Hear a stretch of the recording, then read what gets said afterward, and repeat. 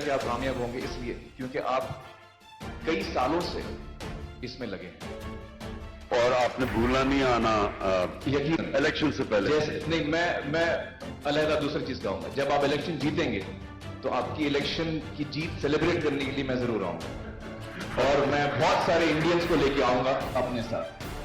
इसके बाद उन्होंने वादा। तो क्या इमरान खान के शपथ ग्रहण में आमिर खान को जाना चाहिए या नहीं जाना चाहिए? बॉलीवुड हस्तियों का क्या कुछ रिएक्शन इसमें रुख आना चाहिए? बहुत जरूरी हो जाता है। दरअसल भारत और पाक के रिश्ते एक वक्त में कभी मजबूत हुआ करते थे तो कभी इसमें खटास भी देखने को मिली। फिर देखा गया कि किस तरह से गद्दारी पाक ने वक्त वक्त पर लगातार की है। उसके बाद आज मौजूदा हालात हम सबके सामने हैं। विजय शंकर तिवारी जी, क्या कुछ आपको लगता है किस तरह का रुख हिंदुस्तान की तरफ से और साथ ही हिंदुस्तान के बॉलीवुड के कलाकारों की तरफ से होना चाहिए? क्योंकि बॉलीवुड के कलाकारों के जिक्र बार बार इसलिए होता है, जो ये देश है, जो ये समाज है, इसमें जो लोग रह रहे हैं उन्हें एक आदर्श के तौर पर देखते हैं। वो सिर्फ उस कैरेक्टर को नहीं देखते हैं बल्कि उस कैरेक्टर को अपनी जिंदगी में उतार भी लेते हैं।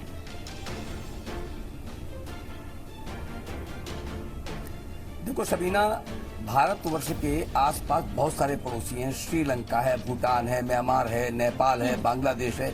इनको हम कहते हैं ये पड़ोसी देश हैं। लेकिन पाकिस्तान एक ऐसा देश है जिसको दुश्मन देश कहते हैं।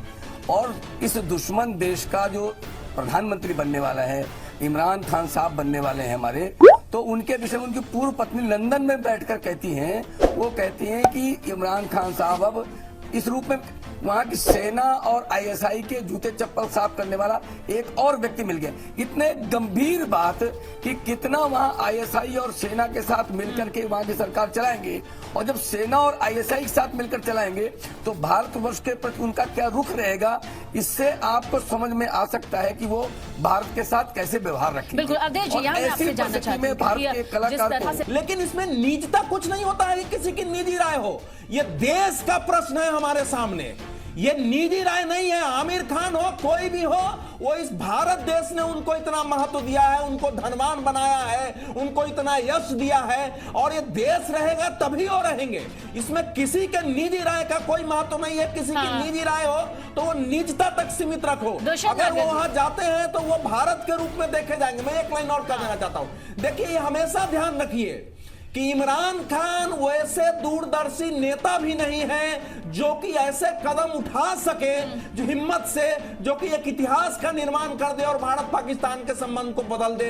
इसलिए इमरान से वो अपेक्षा रखना ही व्यर्थ है। इसलिए जहां तक है जो भारत की नीति है उस पर रहे, और आमिर खान इस ऐसे भावुक अपीलों को बिल्कुल खारिज करे। दुष्यंत नागर जी, देखिए बहुत सारी बातें जब सामने आती है तो एक वर्ग ये भी कहता है, या फिर जो अमूमन हम देखते हैं, हम फिल्मी कलाकार सीधे तौर पर कई बार वो अपनी जब कमेंट्स भी देते हैं, अपनी बाइट्स भी देते हैं, तो वो कहते हैं भाई हमको सियासत से जरा दूर रखिए, हम कलाकार हैं, हमारा काम है, हम कलाकारी करते हैं, लोगों को एंटरटेन करते हैं। लेकिन आपको लगता है क्योंकि ये ऐसी बड़ी हस्तियां होती हैं, इनको ये समझना भी होगा कि देश की सियासत अगर हमारी सुरक्षा से जुड़ी हुई है, अगर हमारी देशभक्ति से जुड़ी हुई है, तो इन मुद्दों पर पूरी जानकारी के साथ समझना होगा कि माहौल ना बिगड़े।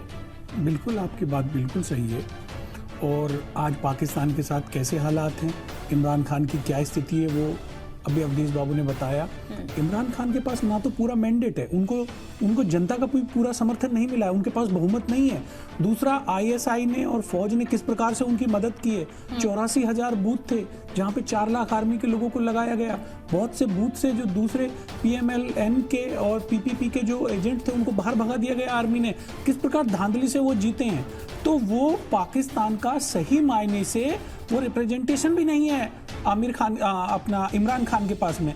वो एक कठपुतली प्रधानमंत्री बनने जा रहे हैं, और उनसे प्रेम दिखाना, उनके प्रति आकर्षित होना, ये इसके विषय में लोगों को जल्दीबाजी नहीं करनी चाहिए। कोई भी व्यक्ति है, हमारा राष्ट्रहित सर्वोपरि है, और हमारे लिए कश्मीर विषय पूरे भारत से जुड़ा हुआ, प्रत्येक भारतवासी से जुड़ा जो है वो सर्वोपरि है, और ये हर हिस्से को समझना होगा, हर हिंदुस्तानी को यहाँ पर समझना होगा। प्रदीप सरदाना जी, मैं फिर से वही सवाल दोहराने जा रही हूँ। जब एक कलाकार सामने आता है तो वो ये कहता है भाई हमें हमारी कलाकारी पर छोड़ने दीजिए ना, हम अभिनय कर रहे हैं, आप क्यों हमें सियासत से बार बार जोड़ देते हैं, क्यों इससे कनेक्ट करके हमें सियासी चाल में फंसा देते हैं। लेकिन उन्हें समझना होगा सियासत से हटकर हम अपने देश को नहीं देख सकते हैं। कम से कम अपनी आप को देशभक्ति यहाँ पर देखनी होगी, और फैसला राष्ट्रहित, देश हित को ध्यान में रखकर ही लेना होगा।